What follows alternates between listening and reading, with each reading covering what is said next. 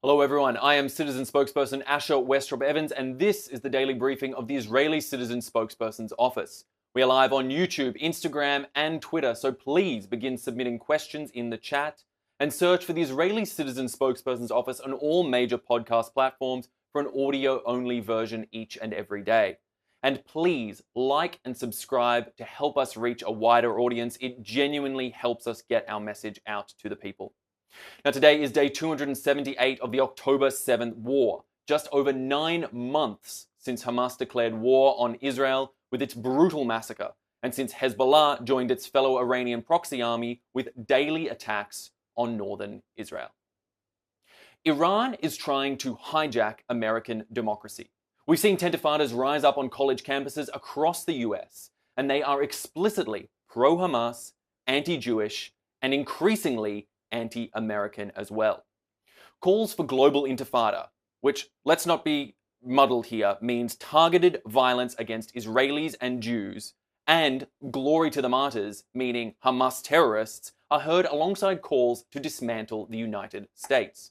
In scenes reminiscent of those seen in Tehran, cheering crowds are not only trashing America's top ally, they're burning American flags.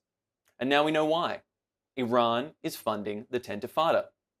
This is coming from the US Director of National Intelligence, who announced, and I quote, "Actors tied to Iran's government are posing as activists encouraging protests and funding protesters," end quote.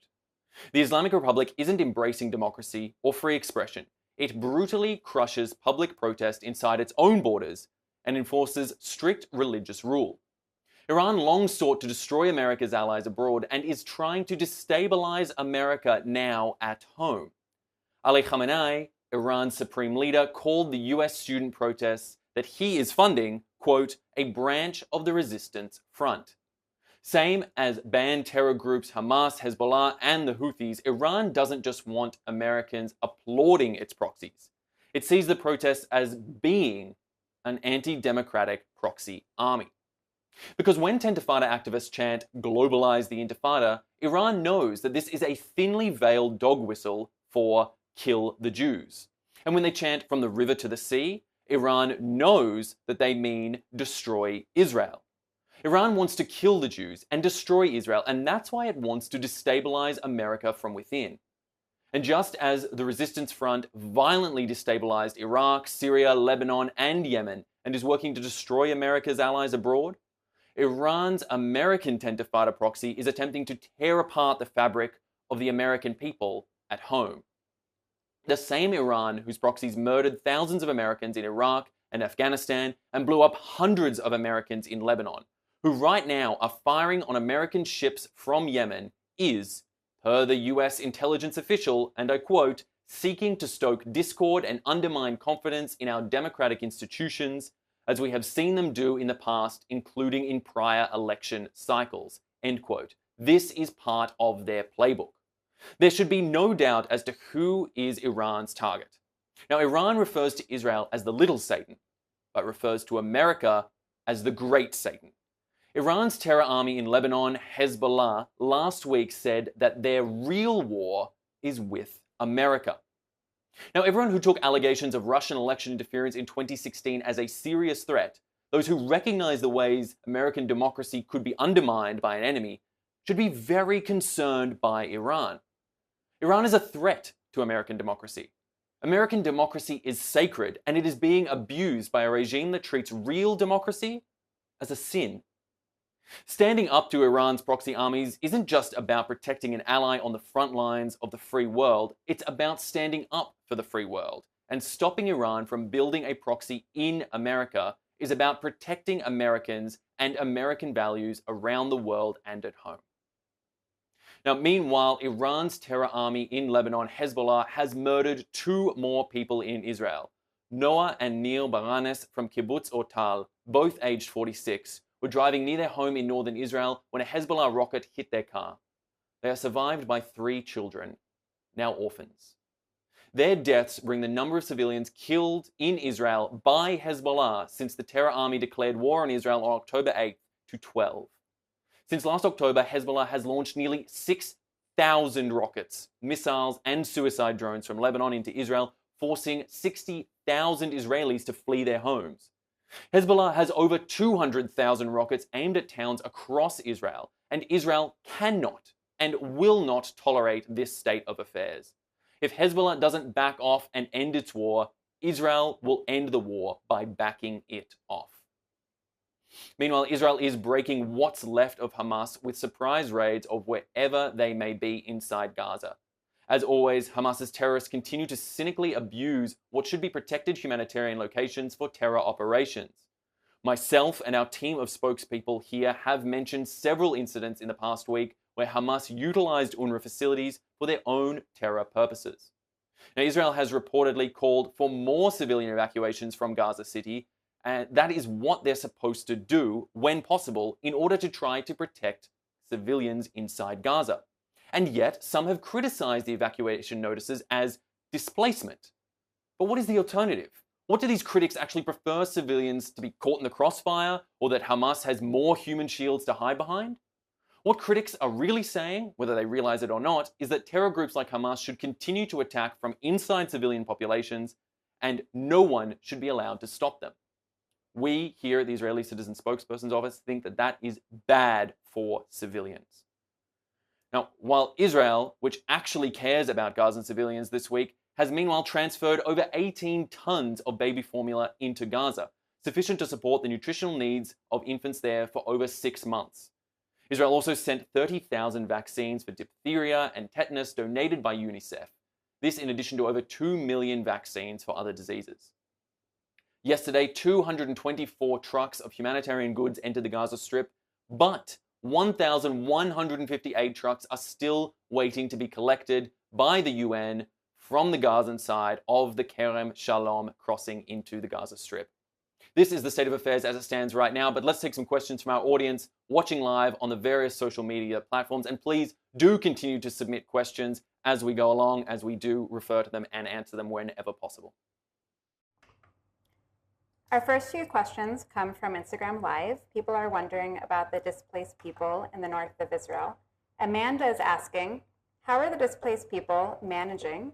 And Itai is wondering, is there a way that Israel can assure a safe return for the citizens in the north without having an all-out war with Hezbollah?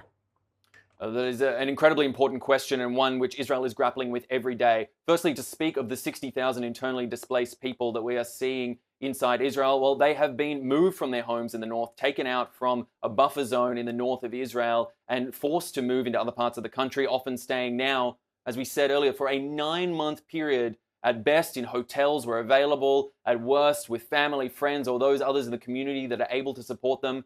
But this is a difficult and trying time. If you viewers can imagine at home being removed from your home with little to no notice, left for 9 months with no certain date of return, the indefinite ongoing period for people who cannot continue their lives, cannot pick their crops, return to their kibbutzim or moshavim or any of the towns in which they live. This situation is frankly intolerable. And as we've said earlier, if Hezbollah will not pull back from the border, it will be backed off by Israel. And to ultimately answer the second half of that question, what Israel can do about this situation, that is the answer. The UN Security Council Resolution 1701 that said that Hezbollah needs to be back behind the Litani River line inside Lebanon would help provide some sense of buffer zone, some sense of safety to those who could maybe consider returning at that point. But until that situation changes, it's hard to imagine how these people are going to be able to return home with 200,000 rockets aimed at them. The situation is intolerable and it does need to change. And 9 months in, unfortunately, we don't see a clear answer yet to what the policy is ahead. But as we've said so many times, this situation is intolerable. It needs to be changed. And if Hezbollah will not back off, it will be backed off. Our next question comes from YouTube Live. Sophie is wondering, why does Israel keep reinvading different parts of the Gaza Strip? And do you think that we're winning? Sophie, this is an important question that really comes to the terms of what the goals are of Israel there inside the Gaza Strip. When it comes to the first part of your question about reinvading, it's not so much reinvading, it is trying to squash the bug that is Hamas as they pop up out of the ground. Hamas has been regrouping in various parts of northern Gaza, back in the south, reappearing in the humanitarian zones that are meant to be set aside for civilians, and it makes it increasingly difficult for Israel to try and weed out the last remnants of this group. There has been amazing success by Israel in breaking down so much of Hamas's key infrastructure inside the Strip, whether that be tunnels, whether that be weapons caches that are often hidden inside mosques, clinics, schools, hospitals, UN facilities, and more. You know, these facilities are being taken apart, these processes are being broken down, but at the end of the day, it is an incredibly difficult battle with the hundreds of thousands of kilometers of tunnels that Hamas has built inside the Gaza Strip.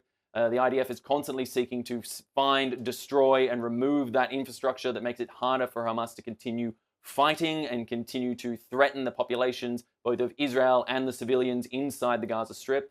But at the end of the day, it is an ongoing process, and until there is some sort of change to the status quo inside Gaza, it is unlikely that it is going to come to a complete end in any form anytime soon.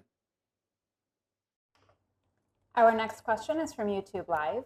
Given how important the trade route is along Egypt's Suez Canal, why aren't more countries joining the effort to defend this route against the Houthis?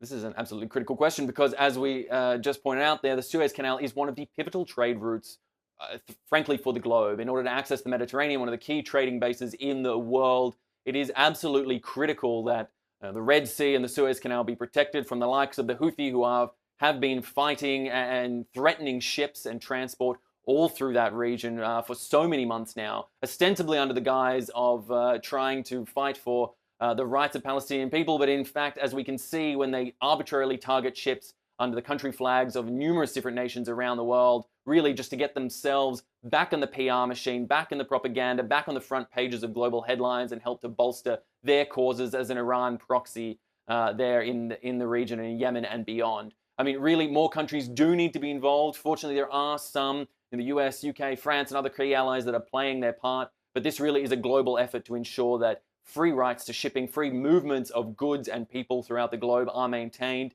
and that the Suez Canal, a key point of transport for Egypt into the Mediterranean and around the world, is protected. Without this resource, we really take ourselves back many decades in terms of shipping, freight, and movement capabilities. It raises costs, it raises difficulty. It threatens lives and opportunities for so many around the world, and is something that more governments should be made aware of, should be actively seeking to hunt out and destroy, because the arbitrary firing of missiles at ships across the sea, I mean, it's something that Israel deals with every day on all sorts of manners, but you know, for those around the world, in the shipping world and beyond, this is a reality that needs to be broken and changed, as a status quo cannot continue as is.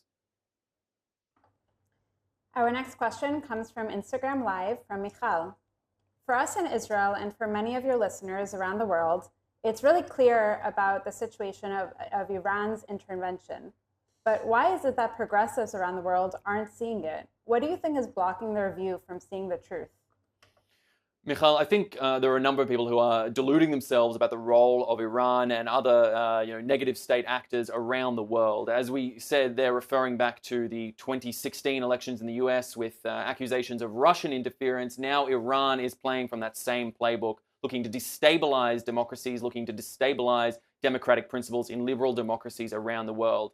And this is precisely where the liberal democracies of the world should be uniting as allies and as like-minded peoples to join together to fight against those despots, authoritarians, fascists, whomever they may be, who want to break down the values of democracy and liberal democracy and to weaken them the world over, whether that be in America, whether that be in Israel, whether that be in the UK, France, anywhere else in the world. My home country of Australia, it doesn't matter where these particular threats to democracy are coming from. They need to be taken seriously, as outside state actors are using the infrastructure of the modern digital world, of the modern digital experience, to really attack and drive home interfering influences into fair democratic elections, which, as I said earlier in my briefing, in Iran and in other such countries is regarded as a sin. Free and fair democracy is a sin, and it is one that we must fight against, because we all know in liberal democracies that it is certainly not a sin. It is the right of free peoples, and one we will fight for to the last breath.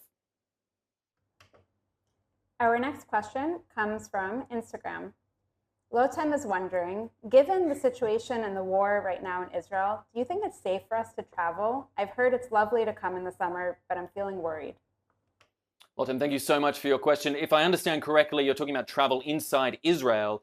And if that is the case, then certainly, the Ben Gurion Airport is open. I myself have traveled inside and outside the country a number of times, and I can assure you, for those based here in Tel Aviv and in other parts of the country, it is broadly safe. Now, of course, we all recognize the neighborhood we're in, as we spoke earlier about the 60,000 displaced peoples, on the north of Israel facing threats from Hezbollah. Unfortunately, I wish I could say that it is entirely safe, but as it stands right now, there are always risks. That being said, Israel has an incredible security apparatus. The Iron Dome system that manages to defend and keep Israelis safe in their bed night after night, day after day, is an incredible system. And the entire weight and strength of the IDF and the people of Israel, let's not forget the strength of the community of Israel, are here helping to fight and make sure that people feel safe, secure in their own homes, are free to move where possible. And I can assure you that although it is perhaps a little bit warm, it is a wonderful time to visit Israel at the moment, to visit its beautiful cities, parks, beaches, cafes, clubs, and so much more. Israel is alive, Israel is vibrant, Israel is functioning, and will continue to be so for the foreseeable future. And that's exactly what we're fighting for. Our last question today comes from somebody on X. The chief rabbi of France told the Jews that they no longer have a future there and that they should move to Israel or other safe countries around the world. How does the Jewish community in France and other diaspora communities recognize when they should stay and fight or when they should save themselves and come to Israel? This is such an important question. I know I've said this a few times today, but this really is a critical one, because as much as Jews in Israel and those who have made Aliyah and come to this country or lived here for many generations are critical to the right of the Jewish people to have a homeland here in the state of Israel, it is also critical that the Jews around the world do not break down their presence there, do not break down the communities that have existed for generations, for decades, if not hundreds of years in these communities, and to keep fighting for the rights to continue to be represented around the world. Israel is a critical part of the Jewish modern experience, but the diaspora community also plays a critical role. We could not do it without you. Without Jews being represented, fighting, advocating around the world for Jews everywhere, we would not have the sort of vibrant, flourishing Jewish community that we have today.